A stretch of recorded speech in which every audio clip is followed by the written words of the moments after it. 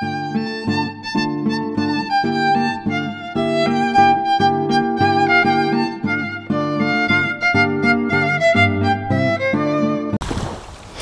guys, this is your weekly astrology horoscope with me, Lada from Astrolada.com for the last week of October, from the 24th till the 30th of October.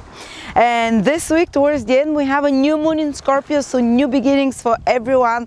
We're gonna get to the new moon at the end of the forecast. But first, I want to make an announcement. Come and join me on Sunday, the first Sunday of November, the 6th of November, for my webinar, Saturn in the birth chart and Saturn's transits. We're gonna talk everything about Saturn, the great, as they call it, the great malefic, the karma of Saturn. What is your most biggest obstacles to overcome in this incarnation? And what is also your source of mastery as well, because Saturn later in life becomes mastery. Also, we're going to look at Saturn cycles and how you can predict very easy when you're going to have those karmic moments when the results of your actions come into your life to bite you or to reward you. So it's going to be a very in-depth webinar, 4 hours approximately. Only I will lead it, and it's going to focus on your personal Saturn and how to deal best with it, and how to take advantage of Saturn, and how to avoid the more difficult, painful manifestations of Saturn in your life, and what Saturn delays and what Saturn restricts in your life, and how you can overcome it. Anyway, how does the last week of October look? Well, there are lots of transits happening in the sky. First of all, the Sun and Mercury are both moving into Scorpio. So we're starting Scorpio season, as we call it, which means that the whole next week and another 3 weeks after that, they're going to be under the intense influence of Scorpio. By the way, that's good news for all Scorpios, because it means particularly powerful new beginnings in their lives, because the Sun will rejuvenate them, whether it's your Sun or Ascendant or Moon in Scorpio. But for all other signs, Scorpio energy, and for everyone, it means intensity. Actually, it's been statistically shown that some of the biggest emotional and psychological transformation, some of the most and intense ones, happen during the season of Scorpio, when the Sun is in the sign of Scorpio. So usually people can almost like detox from past traumatic feelings, from inner fears. They come to the surface to be expelled, basically, when the energy of Scorpio is around us. So some of us will have to confront over the next 4 weeks, basically, some of our deeper fears, some of our inner demons, some of the things that we're really fearful about, that we feel that have control over us, but because we face them, we overcome them. We're not, once you face something, you no longer fear it. And basically a lot of people are able, like in that, there was this story that a person was walking in the night and he slept, and he was holding on to a rock before he fell down, and he was thinking, oh my God, if I fall down, I'll die, basically. So he was holding on for dear life for hours on that rock, and at the end he just couldn't do it anymore, so he just let go of the rock that he was holding on, and he just fell down like 20 centimeters. It wasn't a big hole that he fell into. So it's basically, this is what Scorpio energy is. Our big fears that overwhelm us, and we hold on to those things in our life, even if they torture us, even they're painful for us, because we're afraid of the unknown. And that's Scorpio's energy. And when Scorpio comes, it kickstarts this kind of almost like it's the last moment when we have to let go of that rock, because we can't stand anymore. We're at the end of our powers, so we let go of the rock, and what happens, we realize that this big fear we had wasn't so big. So we can confront some of those issues during the season of Scorpio, and we can basically come out emotionally transformed and stronger at the end. And people tend to become more insightful when it's the season of Scorpio. They can lying to each other is not so easy, because people become much more self-analytical, more introspective towards themselves and towards others, almost like reading, like X-ray others as well. So it's kind of, the psychological powers of a person increase during that period, especially if you're naturally more insightful like that. You become like an X-ray. But anyway, what is happening day by day for the week? Well, let's first start with Mercury, which goes into the sign of Scorpio as well. And Mercury will going to join the Sun on Thursday. So maybe on Wednesday, Thursday and Friday, especially on Thursday, it's going to be a very auspicious day for anything mercurial, because Mercury joins the Sun, which means any kind of important communications, information, business deals, marketing, organizing, managing, arranging something.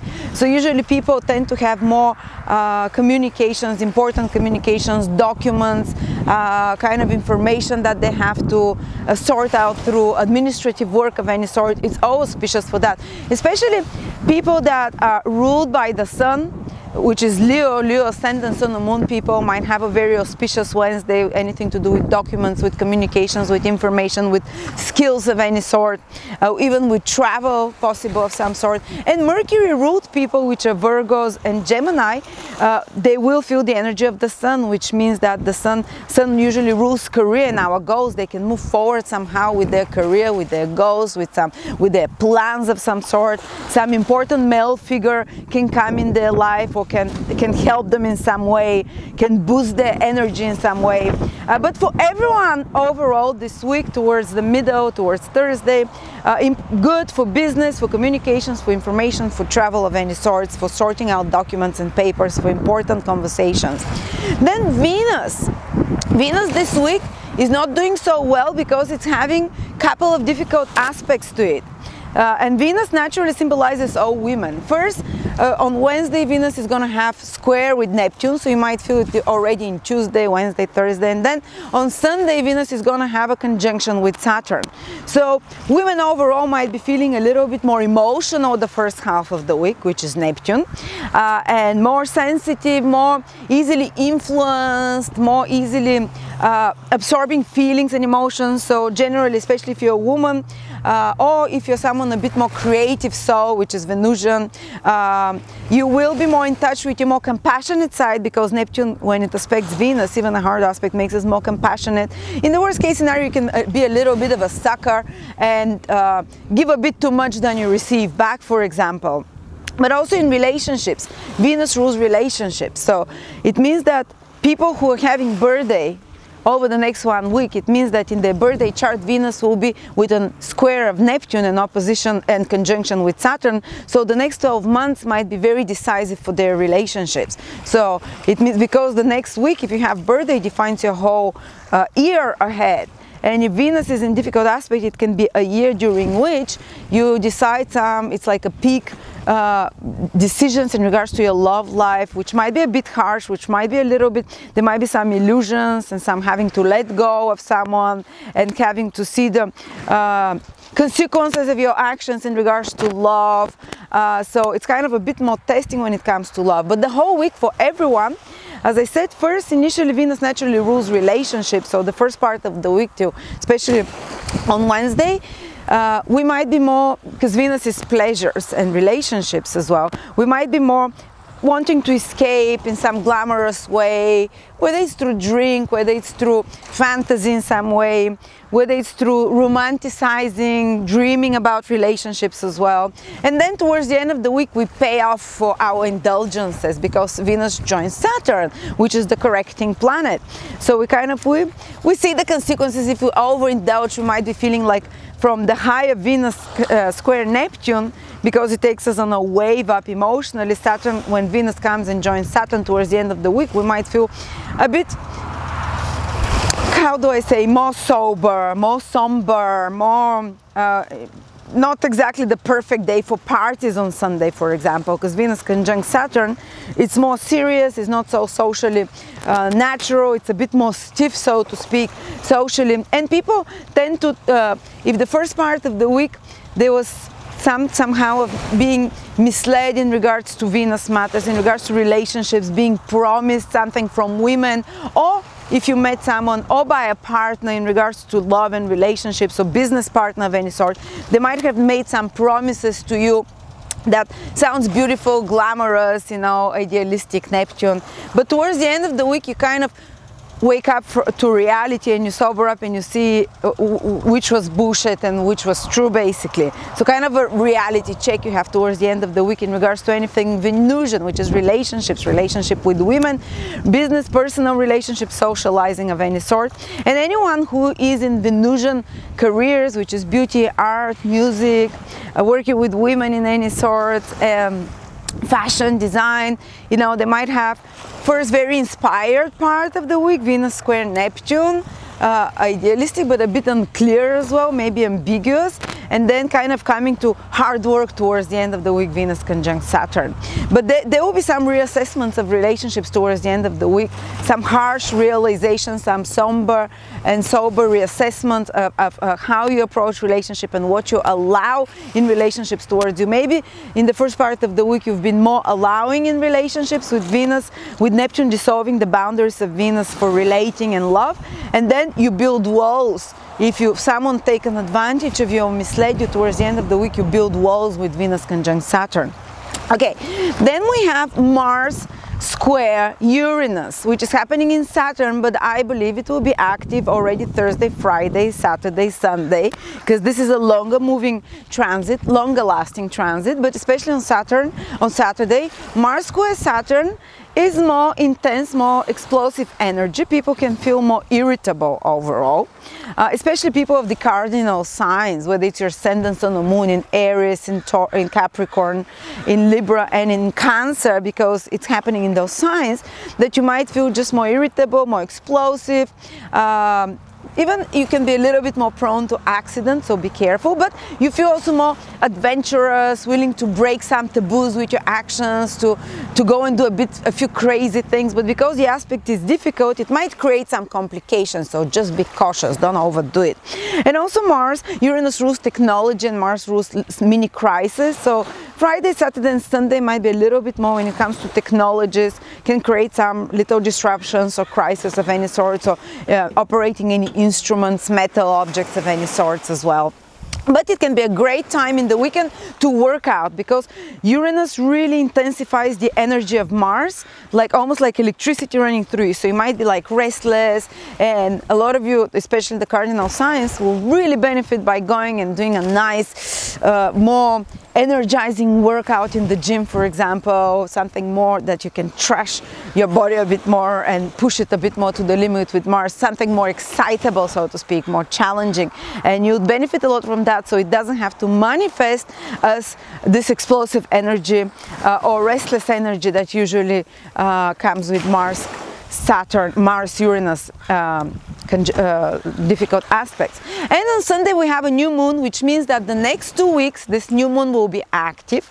New moon in Scorpio, and people that are born that will have birthday on next Sunday or next Monday, the Monday after that, so the 31st of October, it means that their birthday is happening. So if you have birthday on the 30th or 31st of October, it means your birthday is happening on a new moon. So next year, extremely big changes in your life. You know, it means that new beginnings are coming into your life. If you have birthday on those 2 days, it means it's very rare that your birthday falls on a new moon. And when I had my birthday fall on a new moon, I started my astrology business. You're starting a new chapter in life, new beginnings. But for everyone else, the next 2 weeks, starting from Sunday, there will be small mini new beginnings in your life.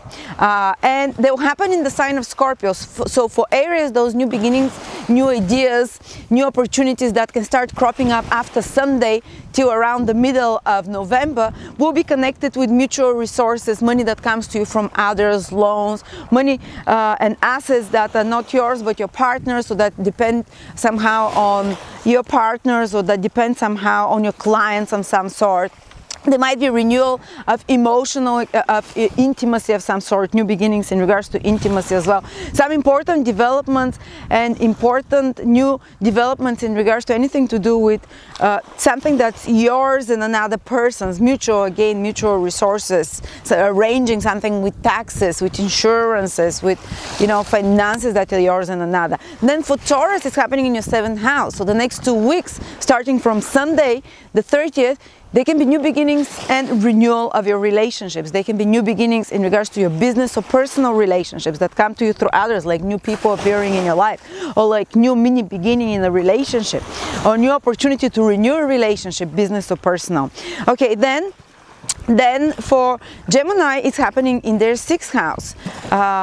yes, 6th house. So it's for you, new beginnings can come in the sphere of work, like new work projects, for example, like renewed over the next 2 weeks, renewed vitality to start working something, or even to work out, because 6th house is maintaining your physical body health, you know, to renew or to start some new diet, for example, to start out some new workout regime. So you have to grasp it over the next 2 weeks. The new moon will give you the impulse, but you have to act on it.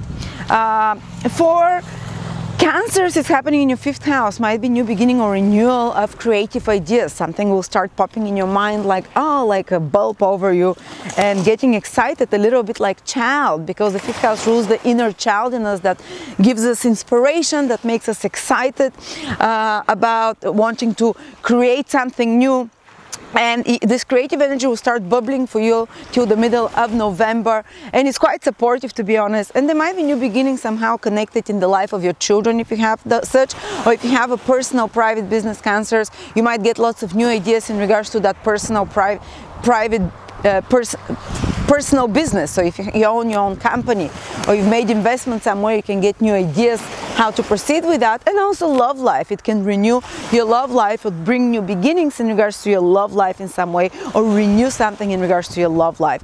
Then for Leo, it's in your 4th house, so new beginnings from Sunday till the middle of November in regards to your family, place of living. You might buy something new for the home, you might renovate something in the home, you might be able to renew something in regards to property, to place of living, for example, relationships with family members.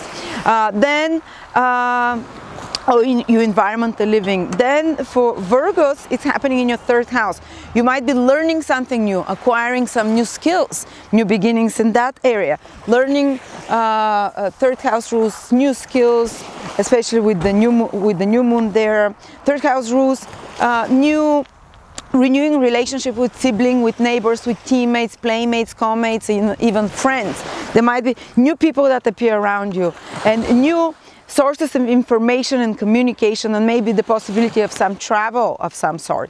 Okay, for Libra, it's happening in your 2nd house. There might be new ideas that come to you in regards to your finances, ability to renew something in regards to your finances. And it's not necessarily that you see immediately the results, because all the material houses, when there is new moons there, they take a bit longer to manifest. It might be 6 months from now that you're able to fully see the results of those new ideas when it comes to material, to finances. You might gain some new object or assets of some sort as well, or some new resource that can create more stability for you in the future. Then for Scorpio, well, new beginning overall in your life. I would tell particularly Scorpio, around the new moon and the next 2 weeks, watch out what the universe is sending you as ideas, as opportunities, because these will tend to stick with you or to reappear later throughout the next 12 months. The universe is kind of setting up the energetic plan for you for the next 12 months. The energetic imprint is being imprinted. So possibly if you get some new ideas, start on it over the next 2 weeks after the new moon, basically 2-3 days after the new moon, start acting on it. So you put the wheels into action, and then even if you kind of leave it later on and come back to it, so you've put it around that time of the new moon in Scorpio, because it renews it, revitalizes you. It's time to come out in the scene, to be active, to start initiating new things, Scorpio. For Sagittarius, the new moon is in the 12th house, so there might be more in regards to your inner world can become more active inside, like your dreams, for example, for the next 2 weeks. But it's more like new beginnings in regards to putting ends to something. It's almost like 2 weeks where you will be evaluating what is worth keeping in your life and what is worth letting go of. It's a little bit more contradictory, because the 12th house is the last house, which is about endings, and the new moon there is about beginnings. So new beginnings in regards to something that you want to end and to release from your life somehow. And 12th house is about something to do with foreign countries, for example, or for research. You might have some renewal or new beginnings in regards to foreign countries or research if you're doing anything with such matters. Then for Capricorn, it's in your 11th house. New beginnings, renewal of friendship, of your social environments, new acquaintances, new benefactors, new goals, renewal of your long-term goals. Then for Aquarius, is in the 10th house. New beginnings in regards to your career. There might be new career projects. There might be new authority figures that appear to you. New senior figures as well that renewal of relationships with that. But definitely 10th house is a possibility over the next 2 weeks to renew and to have new developments in regards to your social status and your career. And then Pisces, new beginnings in regards to anything to do with higher education, pre-qualifications, new developments in anything to do with foreign countries, travel, arranging of documents in foreign countries, new beginning in anything to do with faraway travel as well. I think I mentioned that. And good time to make plans for the future, the next 2 weeks, because the 9th house is the house of long-term planning, because you're able to see Pisces from Sunday onwards. You'll be able to see from a bigger picture how the little puzzles fit together, so you can plan for the longer future. You have a bit more prophetic outlook on matters and a bit more open-minded, expanded vision, which helps to plan ahead. So thank you so much, guys. Come and join me for the Saturn webinar. It's gonna be amazing. I think it will be my best webinar, because Saturn is the most important planet in our horoscope. So if you want to really know, if you want to be able to read horoscopes, all you need to do is read someone's Saturn, basically, and talk to that person for 1 hour about their Saturn, because that's where our biggest issues tend to be. So thank you so much, and I will see you next week.